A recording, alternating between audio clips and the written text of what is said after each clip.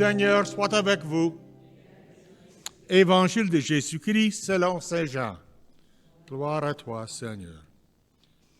En ce temps-là, il y avait quelques Grecs parmi ceux qui étaient montés à Jérusalem pour adorer Dieu pendant la fête de la Pâque. Ils abordèrent Philippe, qui était de Bethsaïde en Galilée, et lui firent cette demande. « Nous voudrions voir Jésus. » Philippe va le dire à André, et tous deux vont le dire à Jésus. Alors Jésus leur déclara, « L'heure est venue où le Fils de l'homme doit être glorifié. Amen, amen, je vous le dis. Si le grain de blé tombé en terre ne meurt pas, il reste seul. Mais s'il meurt, il porte beaucoup de fruits. Qui aime sa vie, la perd. Qui se détache en ce monde, la gardera pour la vie éternelle. Si quelqu'un me veut servir, qu'il me suive. Et là où moi je suis, là aussi sera mon serviteur. Si quelqu'un me sert, mon Père l'honorera. Maintenant, mon âme est bouleversée. Que vais-je dire? Père, sauve-moi de cette heure? Mais non, c'est pour cela que je suis parvenu à cette heure ici. Père, glorifie ton nom. Alors du ciel vient une voix qui disait, je les glorifierai, et je le glorifierai encore. En l'attendant, la foule qui se tenait là disait que c'était un coup de tonnerre. D'autres disaient, c'est un ange qui lui a parlé. Mais Jésus leur répondit, ce n'est pas pour moi qu'il y a eu cette voix, mais pour vous. Maintenant a lieu le jugement de ce monde. Maintenant, le prince de ce monde va être jeté dehors. Et moi, quand j'aurai été élevé de terre, je attirerai à moi tous les hommes. Il signifie par là de quel genre la mort il allait mourir. Acclamons la parole de Dieu. Louange à toi, Seigneur Jésus. So I will please be seated.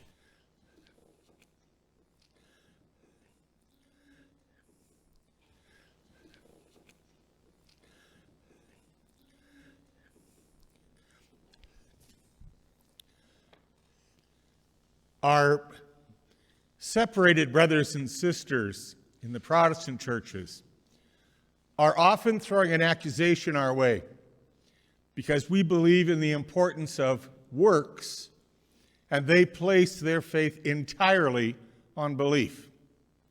In other words, we think that we need to do things to get to heaven, and they believe that all they need to do is believe in Jesus.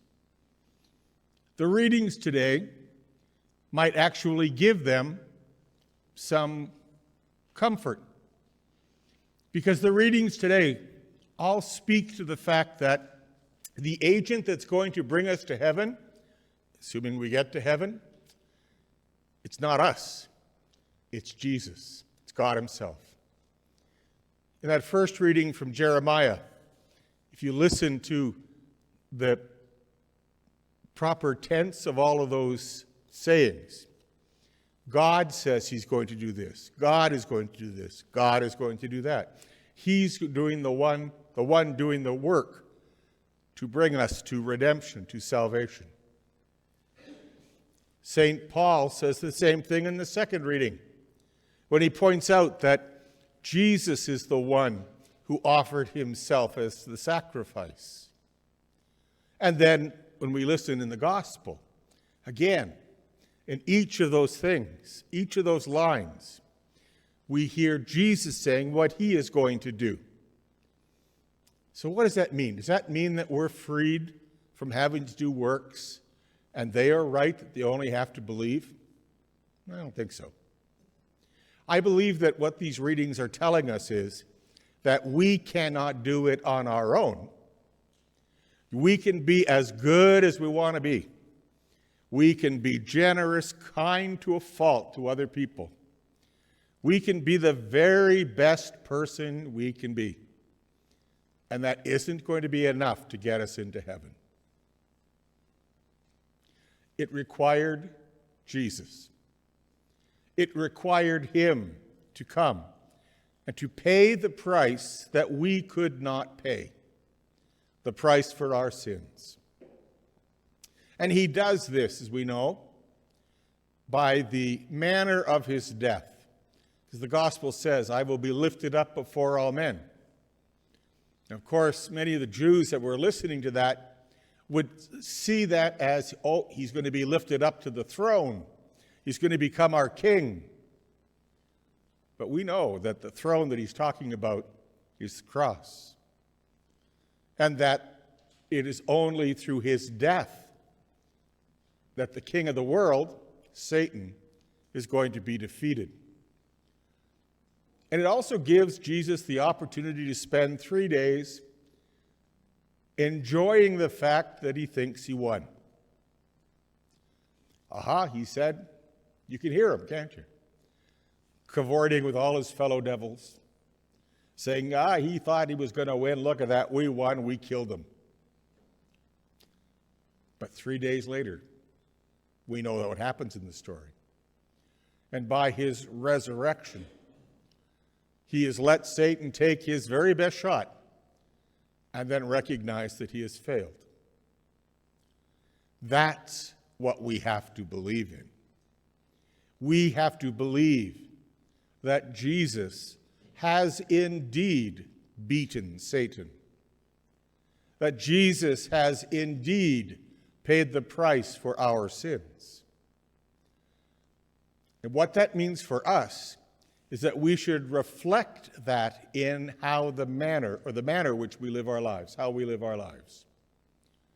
We need to then do all of these good works, not because they are the way in which we're going to earn our way to heaven, but they are the way in which we express in a concrete way to our brothers and sisters and to God that we desire to be with him, that we desire to be forgiven of our sins, that we are grateful for the fact that Christ paid this incredible price on our behalf so that we don't have to.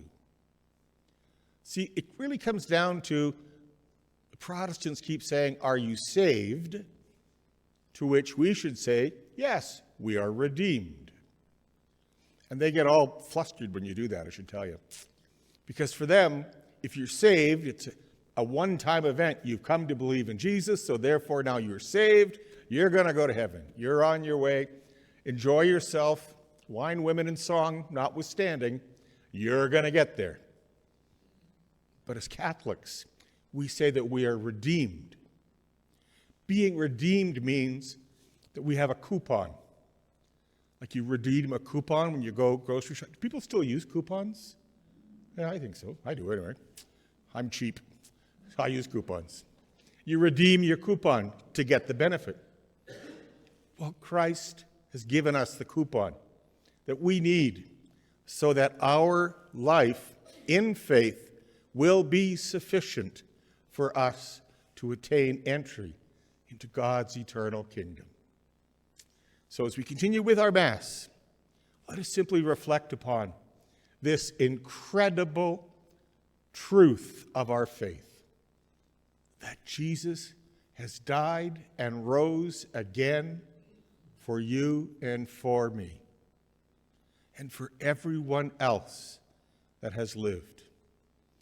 All we need to do is to believe in the promise and to show that by the manner in which we live our lives. I don't know about you. I'm quite willing to put my life in Jesus' hands. I'm quite willing to accept that he is willing to pay the price for me. Are you?